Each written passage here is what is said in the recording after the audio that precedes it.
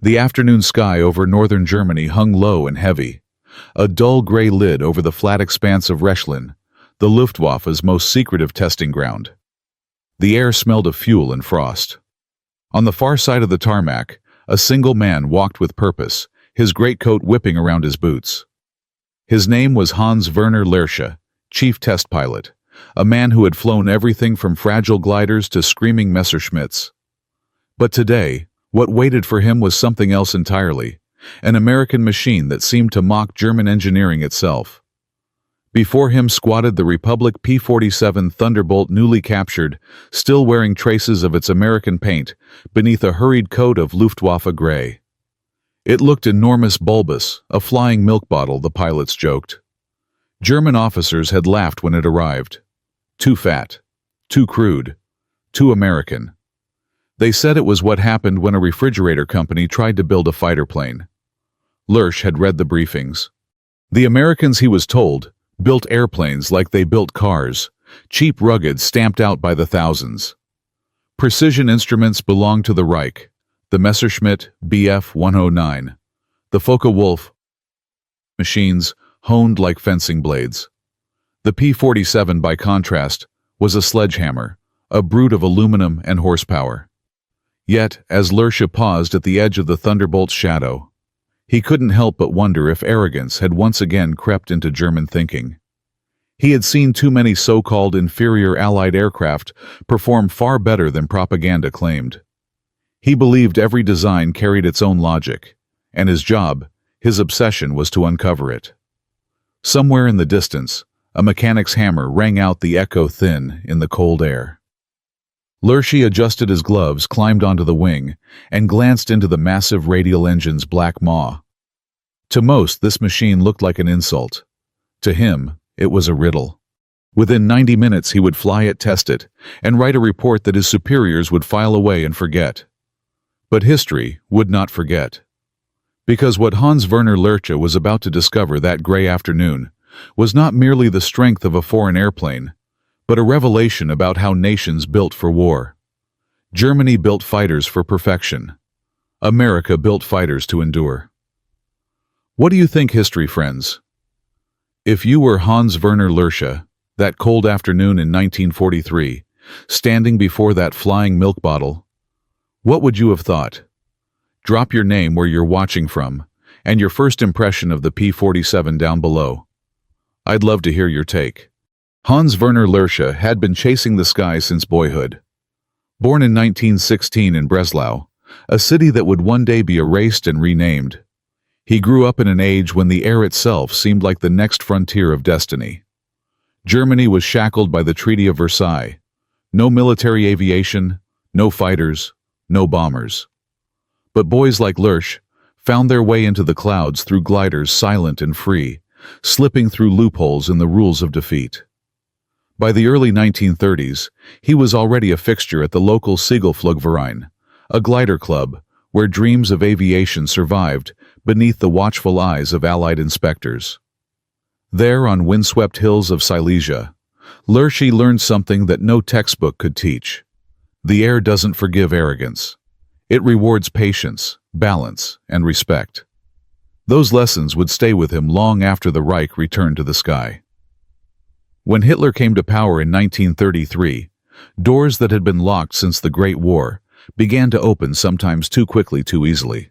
By 1939, Lerche had climbed into the ranks of the Luftwaffe's elite testing corps, stationed at Rechlin, the German equivalent of America's Wright Field, or Britain's Farnborough. It was here that every machine the Reich could conjure, fighters, bombers, prototypes, and captured enemy aircraft, would come to be dissected, studied, and judged.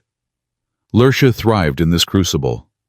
His logbooks eventually listed over 120 different aircraft types, a staggering record, even among test pilots.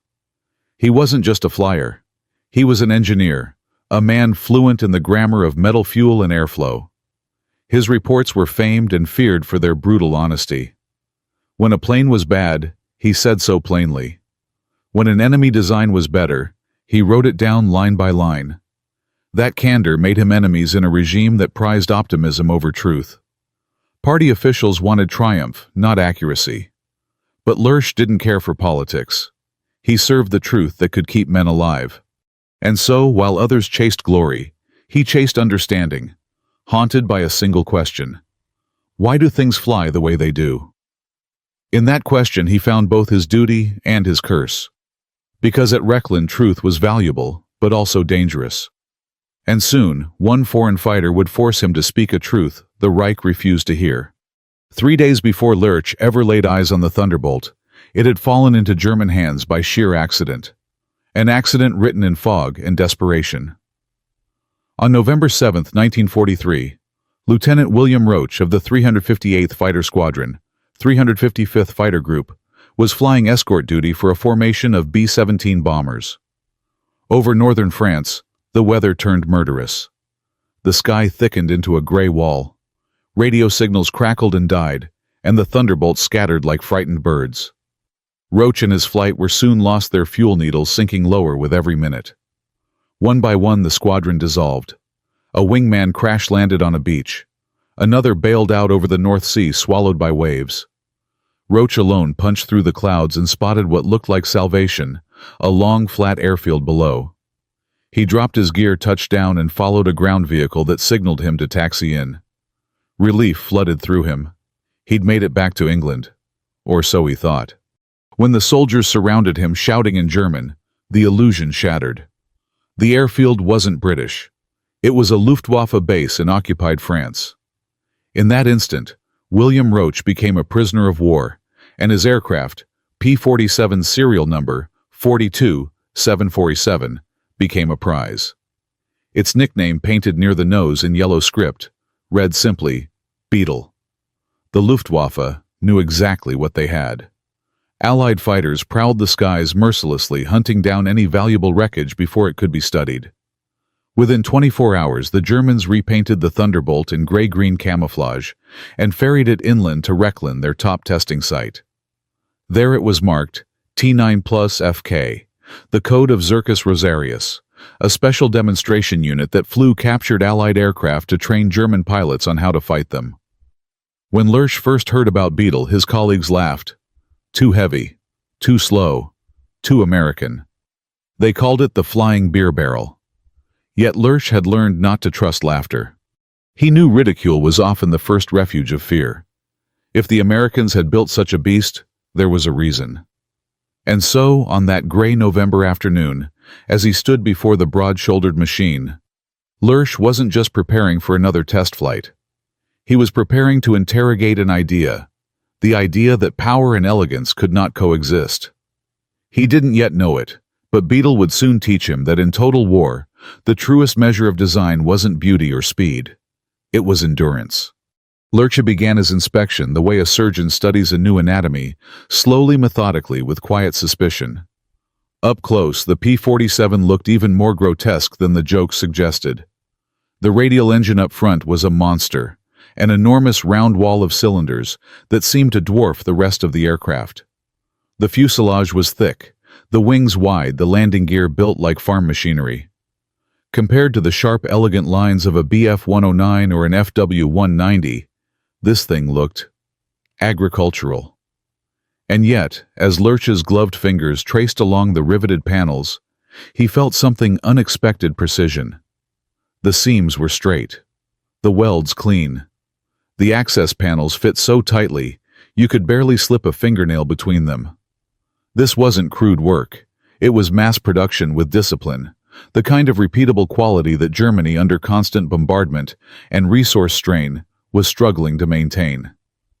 He climbed up the side of the aircraft, stepped into the cockpit, and froze. It was enormous. A Bf-109's cockpit was a coffin, tight, dark, designed for short bursts of combat, and little else. But here, Lerche could stretch, turn his shoulders, even move his legs. The seat was broad, and padded, the canopy clear and high.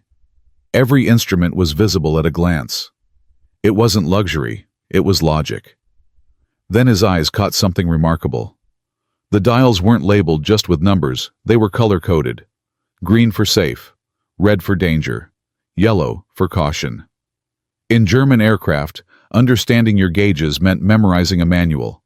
In the P-47, you could fly by instinct. Even a pilot who didn't speak English, a French volunteer, a Polish exile, could grasp the meaning instantly. It was universal, intuitive.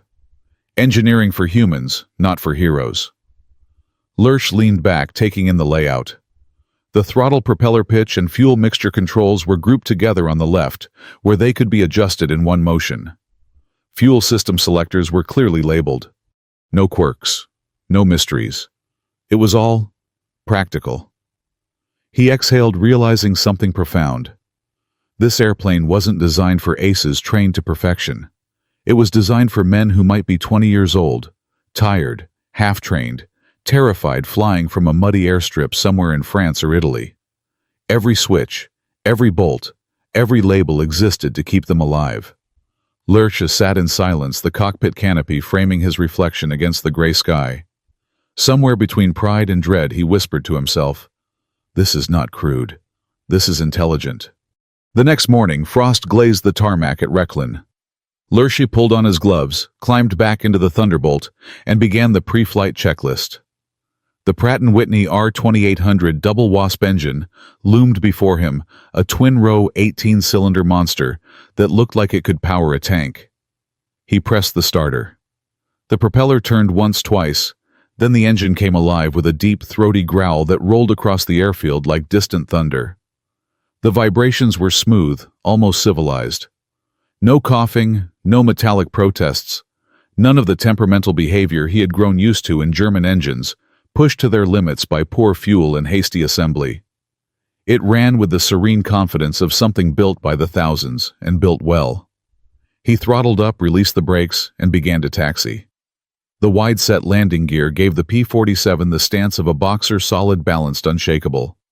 The tailwheel locked obediently, keeping the aircraft straight. In the Bf-109, every taxi felt like walking a tightrope. The narrow gear made ground loops almost inevitable. But here, Lerche could actually relax his grip. The visibility was decent, the steering sure. "This thing," he muttered, "wants to stay alive." Around the same time, Luftwaffe training schools were fighting their own war, not in the skies, but against scarcity. By late 1943, fuel was so short that new pilots averaged barely half the flight hours they'd had in 1940. Many arrived at the front, having never fired their guns in the air. These men needed forgiving aircraft machines that could survive a clumsy landing or a rough field. But Germany was still building fighters that demanded virtuosos. Lerche advanced the throttle and felt the Thunderbolt surge forward, its weight pressing him into the seat. The runway blurred beneath him. The engine's roar became a steady thunderclap. He expected the takeoff run to be endless, but suddenly the heavy bird lifted, as if shrugging off gravity itself. Smooth. Predictable. No lurches. No surprises. As he climbed into the cold November sky, Lerche smiled behind his oxygen mask. He thought of all the young pilots back at training bases wrestling their twitchy Bf-109s and spinning out before they ever reached combat. The Americans, he realized, had designed an aircraft that forgave human error. That forgiveness, the margin between life and death, was not an accident. It was philosophy built into every bolt. At 5,000 feet, the landscape of northern Germany faded beneath the haze. Lerche leveled off, trimming the controls. The P-47 felt steady. Not lively like a Bf-109, not knife-edged like a FW-190, but stable, as if carved from a single block of steel. He banked left-right, tested the ailerons, deployed the flaps, pulled a shallow climb. Every response was smooth, predictable, deliberate. This wasn't a duelist's sword. It was a blacksmith's hammer. At first, he missed the nervous agility of German fighters, their instant roll rates, their eagerness to turn and bite. But as he pushed the Thunderbolt higher past 15,000 feet, the truth began to unfold. The P-47 didn't gasp for air like the Daimler-Benz engines of the Messerschmitt. It kept climbing. The reason purred behind him, the turbo supercharger, a masterpiece of American practicality, driven by a labyrinth of ducts and intercoolers that fed compressed air into the cylinders. German engineers had dismissed such systems as too heavy, too crude. Yet here at 20,000 feet, the Thunderbolt's engines sang as if still on the runway. Lerche realized that this was not just an aircraft. It was a flying factory of pressure and heat management designed to fight where others faltered. He nosed the plane over into a dive. The speed built fast too fast, and the controls stiffened under his hands. But the aircraft held firm. The frame didn't rattle or protest. The P-47 loved the dive. It was, as he later wrote, as stable as a falling anvil. Many Allied pilots would later use that very advantage, diving away from German pursuers, who dared not follow. At 30,000 feet, the cockpit was quiet except for the steady hiss of oxygen. Lerche glanced at the gauges, all in the green. Oil pressure perfect, cylinder temperature steady. He realized with a jolt that he hadn't needed to manage the airplane at all. It managed itself. Systems that in German fighters required constant trimming and monitoring here simply worked. He tested rolls, turns, and power changes. Every motion returned calm obedience. There were no surprises, none of the mechanical tantrums that plagued late-war Luftwaffe aircraft. As he leveled off and gazed into the endless cold blue, Lerche understood the secret. The P-47 wasn't built to dazzle in contests of skill. It was built to survive missions, to fly again tomorrow and the day after that. It was in every sense a weapon of industrial endurance. And in a total war, endurance was the most lethal weapon of all. Back on the ground, the air was already turning to dusk. The Thunderbolt's engine ticked softly as it cooled steam rising from its cowling like breath in the November cold. Lerche climbed down from the cockpit, his boots crunching on the gravel. Around him, ground crewmen waited, half smiling, expecting him to confirm what everyone knew, that the American fighter was a lumbering joke. He looked at them for a moment, then simply said, "It's the best operational fighter I've ever flown." The smiles vanished. That night, in his dimly lit office, Lerche sat at his desk, surrounded by stacks of flight logs, technical manuals, and the familiar smell of stale coffee and cold metal. He began to write his evaluation report, dividing it with an engineer's precision performance. Handling. Systems. Strategic assessment. In performance, he was blunt. High altitude outstanding. Low altitude heavy. Dive excellent. Turn adequate. Climb strong. He didn't embellish. He didn't flatter. He simply recorded the facts. In handling, he praised its predictability, stability, forgiving behavior, and the luxury. No, the practicality of pilot comfort. He noted the visibility, the wide landing gear, the ease of takeoff and landing. In systems, he detailed the color-coded gauges, the logical control grouping, the robustness of the hydraulic and electrical layouts, and that incredible engine, a machine that seemed immune to fatigue. But in strategic assessment, his tone shifted from technical to prophetic.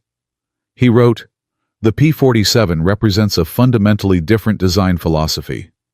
German aircraft are optimized for peak performance and assume expert pilots and ideal maintenance. The P-47 is optimized for operational reliability, assuming average pilots, field repairs, and imperfect conditions." He paused, thinking about how to phrase what his conscience demanded him to write next.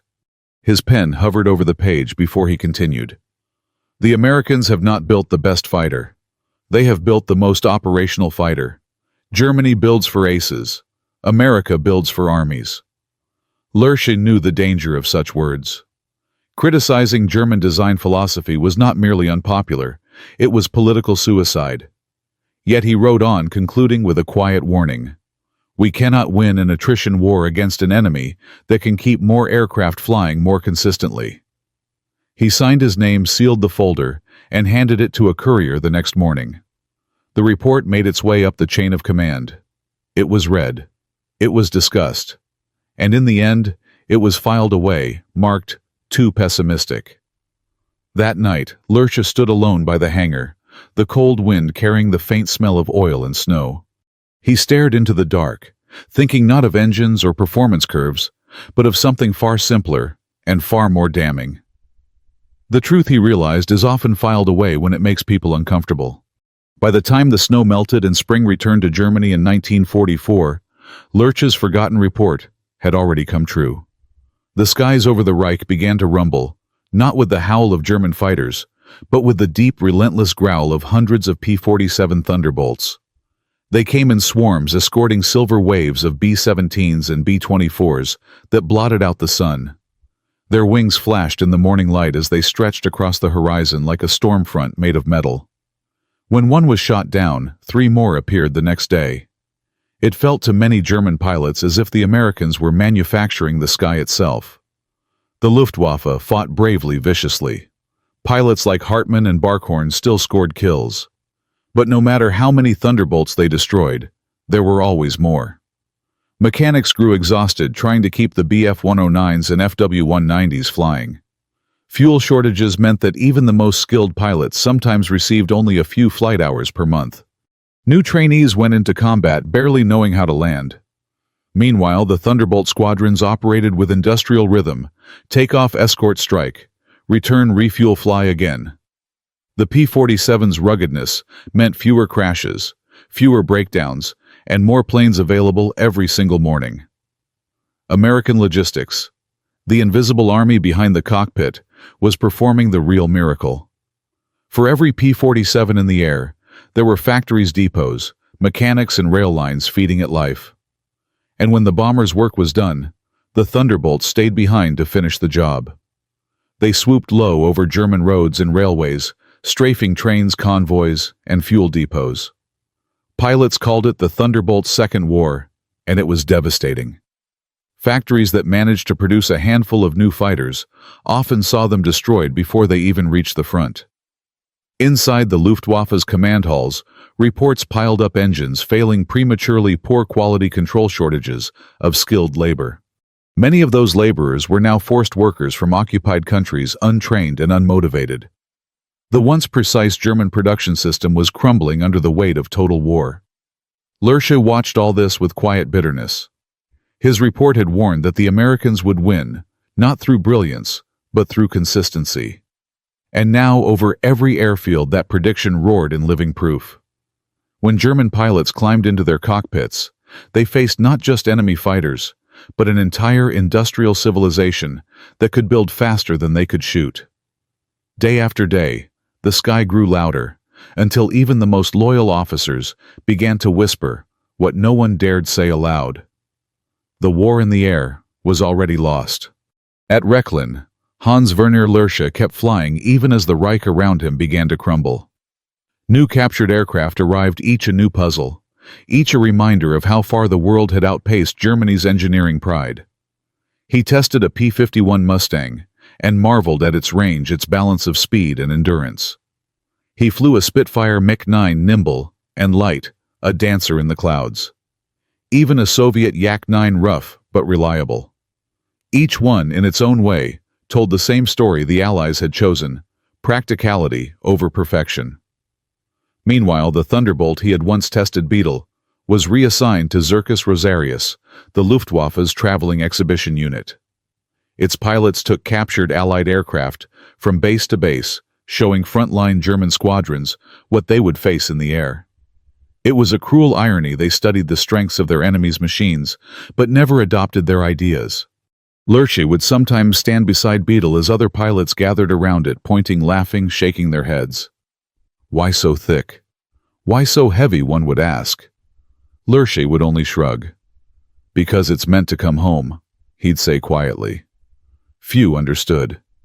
Across the Atlantic, the Republic factory at Farmingdale, New York, thundered day and night.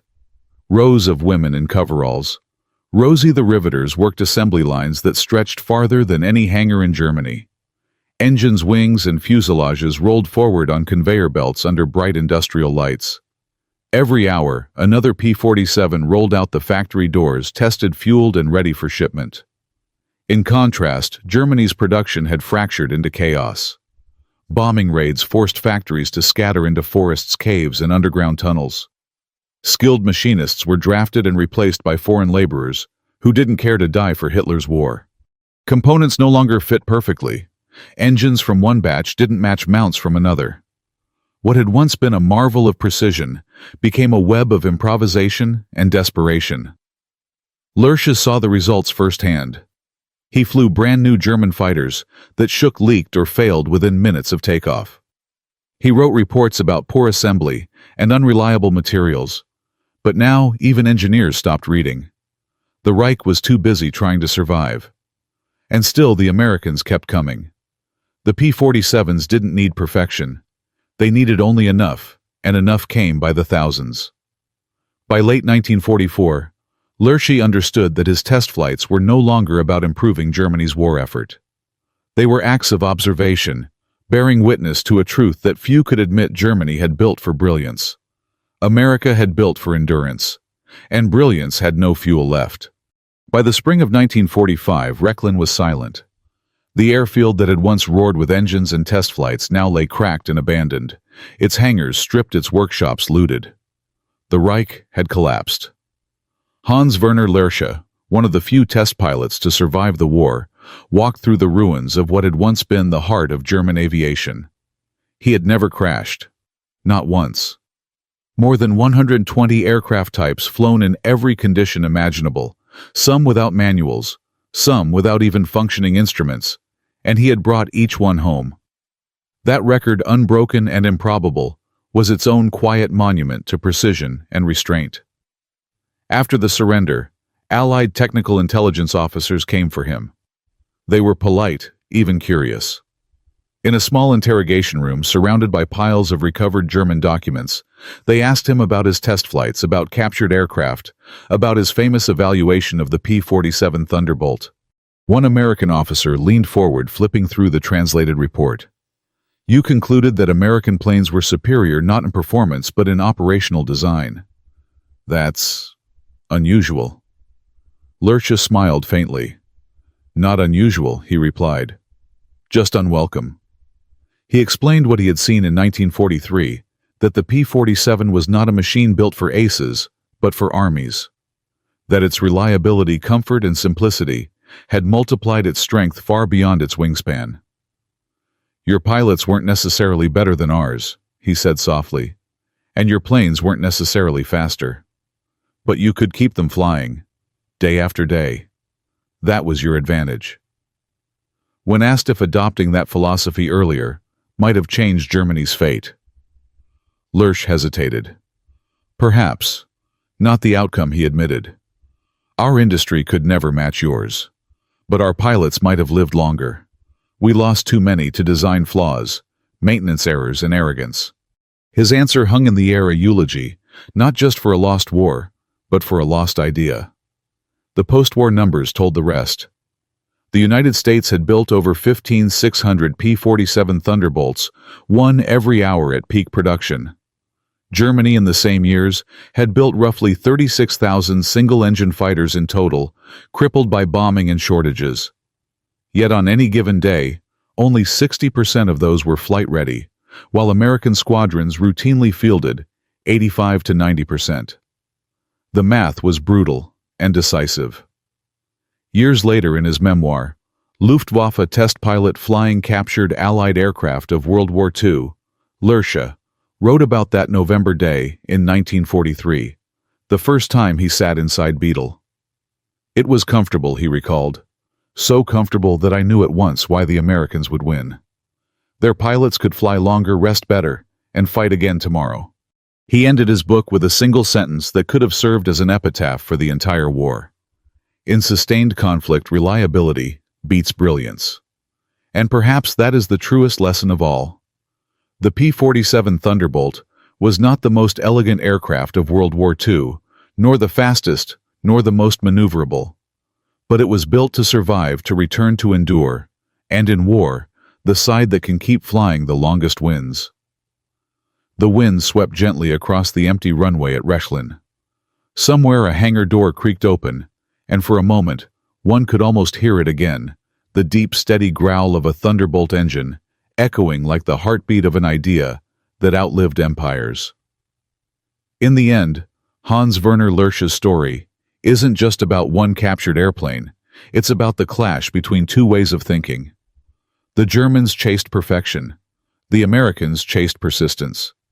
And history proved which one truly wins a war. Personally, I find that lesson timeless in life, as in battle endurance often outlasts brilliance.